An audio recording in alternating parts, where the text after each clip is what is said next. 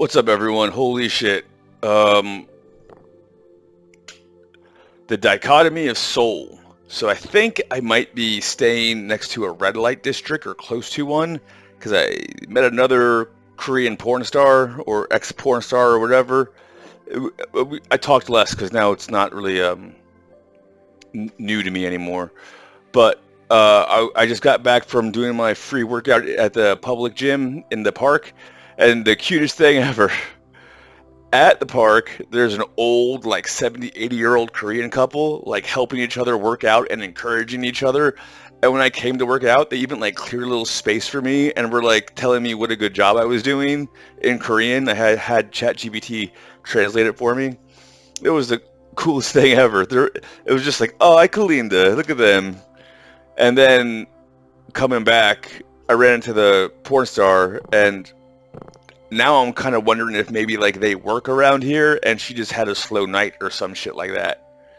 But whatever. Yeah, no, I literally am gonna spend all day playing StarCraft 2 and maybe going out and sightseeing a little bit, but even then, not really, because I almost got a $1,200 prestige class ticket here. Instead, I got a $4,000 business class there, 4,000 back, and I'll have to do 4,000 to come back again when all my documentation is set up. So it's the same thing. The only difference between prestige class and business class is like the first 3 rows, or maybe the window seats are first class. Okay, I'm taking a nap anyways. So I'm gonna shower up, eat a pre-made ham sandwich, go do some fully coolly smoking, and my mouse. The mouse weights are still in. I'm going to play a few more games with the mouse weights all the way in, and then I'll start taking them out, and my build orders will be so fast. I'll start crushing masters again. Yeah, I don't know what to say about the Tiffany Smut bullshit. She should have just never bothered me. It seems like her whole thing is to stalk people, get them to give her money, and then blackmail them into giving her whatever the fuck and being in her little cult thingamajiggy. And again, you don't have to believe me, but that is exactly why they started me doing the bullshit that I was doing. I'm so used to it. Like, ever since I can remember, I've been getting set up for stupid bullshit by my older brothers. Love you guys, all that bullshit. You know what I mean?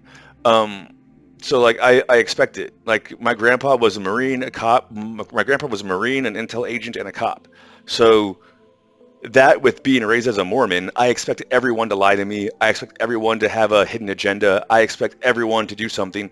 As a matter of fact, Asha picked up on it. She was like, "You're like different people for everyone you interact with. I feel like I'm the only one who's ever met the real you." I'm like, "You, Amanda, maybe a few other people. I don't know what to tell you. I treat everyone on a case-by-case basis. You can call that demisexual if you want to. I call that being normal. I don't care how hot you are. If you are a cunt and you steal from children, I'm not going to treat you better than someone who doesn't. That's called having integrity.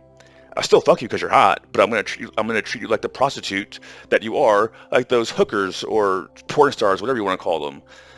But you know what? Hooker is not true. Hooker would be if they're paying for sex.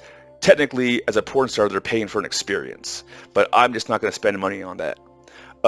However, when I get my art card set up and all the crypto are being done, if it's legal, I will totally frequent those totally legal establishments and tip those fine young ladies as much as they deserve.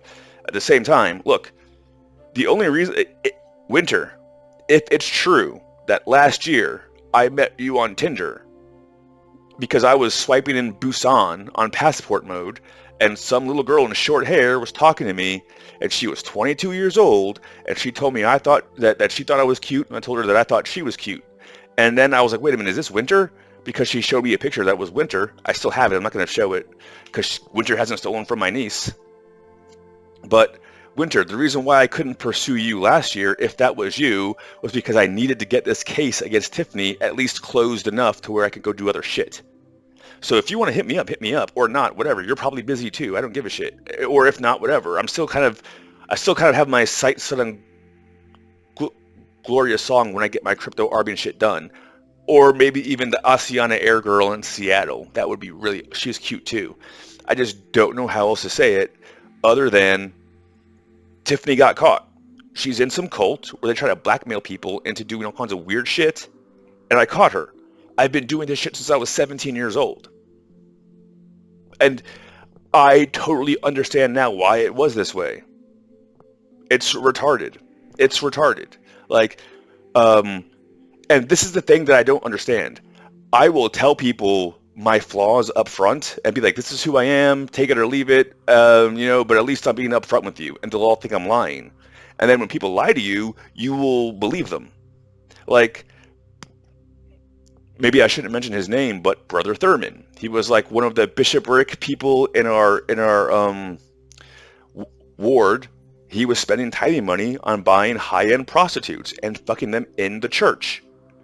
He was a CIA agent, or no, he was a retired Air Force CIA, whatever the fuck.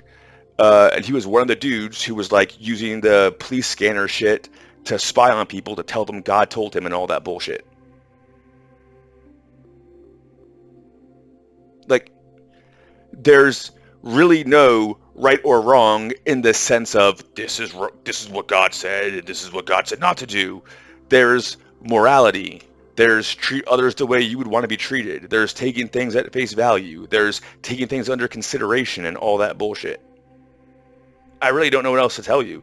Like, if you look at the Septuagint, which is one of the books that became the Bible, you will see that the book of Daniel is not at all the way it is in the Bible. In the Bible, it's been heavily edited, and Daniel is, I only eat oatmeal and peanut butter and jelly sandwiches. I don't drink wine. I don't eat greasy food. I pray all day long, and no one bothers me.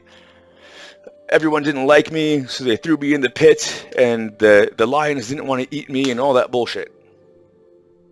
But if you read the Septuagint, Daniel basically used meditation to enhance his pineal gland, and he was a rebel because he was so smart, because he didn't watch ancient TV, he didn't get involved in ancient cults. He just did his job, worked out, and kept to himself. And if he wanted to fuck bitches, he fucked bitches, right? Because in the old church books, the priests, the popes, all of them, they had children.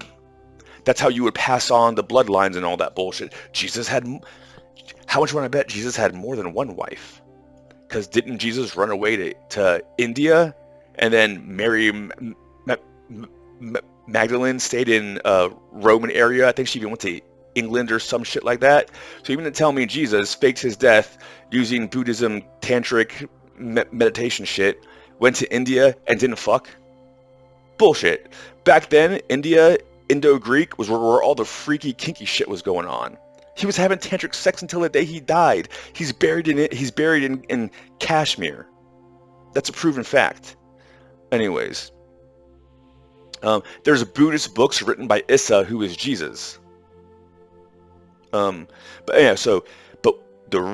according to the Septuagint, the real story of Daniel was the priests hated him because he was telling all the people how the priests were stealing from them.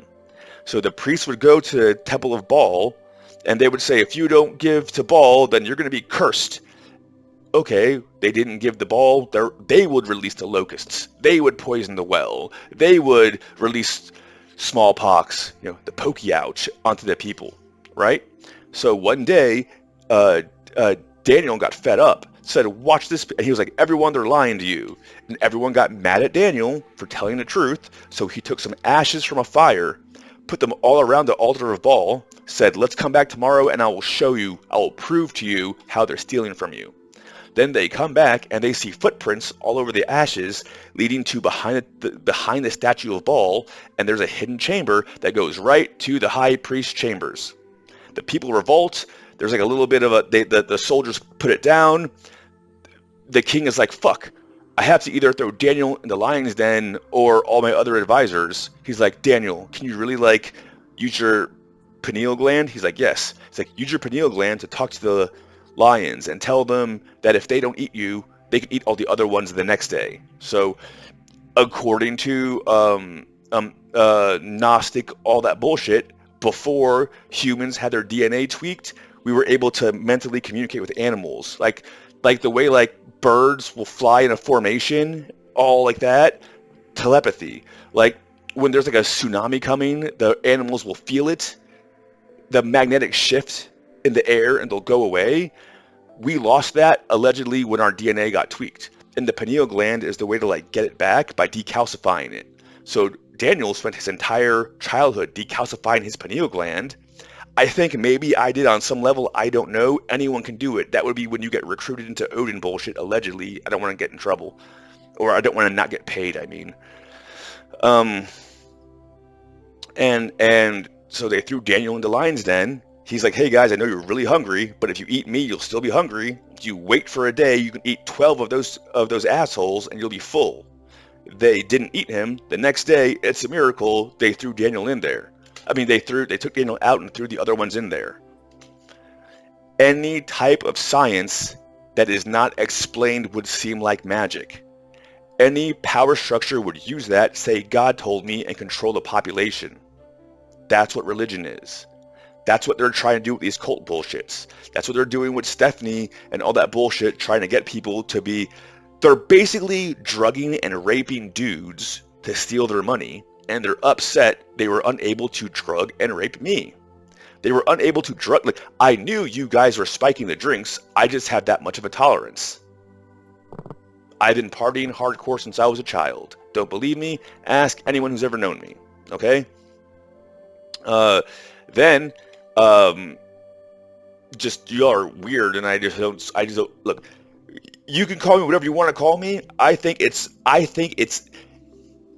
historically speaking, a straight dude would totally fuck a hot trans, like a bajillion times. Now, if you let them fuck you, that's not really the same thing. Then you're probably a little fruity.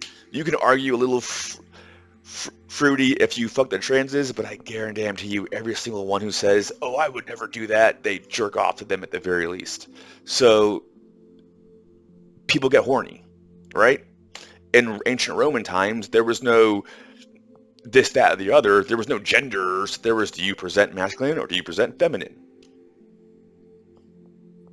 That's just what it was. That just made more sense. People like to fuck. We have urges for a reason. It wasn't until the Nicene Creed when they were like, well, we can control those urges and use it to control the population and have them do what we want to do. Oh, did you have sex with that one and then that one? Well, if you don't go on a crusade, you're going to hell and all that bullshit. It's all bullshit. It's all bullshit. It's all bullshit to control you. And Stephanie is right in the middle of all that bullshit. And you cannot convince me otherwise. And she got caught. And whoever told her to do that bullshit is why you all got caught. You should have just left me alone. All I've ever wanted to do was be left alone to chill, smoke, and play StarCraft. Your movie sucks. You're a smut porn actress, a bad one at that. No one likes you. You're geriatric, and you did it to yourself.